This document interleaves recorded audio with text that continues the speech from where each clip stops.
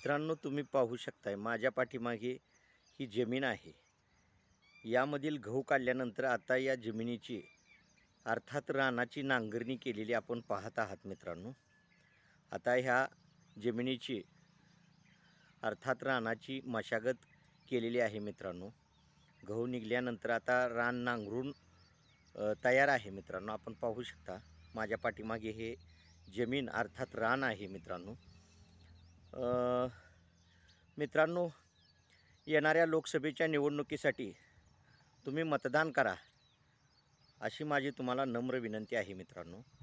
न चुकता तुम्ही लोकसभेच्या येणाऱ्या 5व्या टप्प्यासाठी, महाराष्ट्रातील 5व्या टप्प्यासाठी व देशातील 5व्या टप्प्यासाठी लोकसभेच्या निवडणुकीसाठी मतदान करा. या निवडणुकीची मतमोजणी मित्रांनो 4 जून रोजी सुरू होणार आहे. मित्रांनो, आता माझ्या पाठीमागील ही जमीन आपण पाहत आहात ती नांगरणी केलेली आहे मित्रांनो. आता पुढील पिकासाठी तयार करण्यासाठी या जमिनीची मशागत करून घेतलेली आहे मित्रांनो. आपण पाहू शकता मित्रांनो, मी तुम्हाला दाखवू इच्छितो ही अशा पद्धतीची नांगरणी ह्या जमिनीची करून घेतलेली आहे मित्रांनो.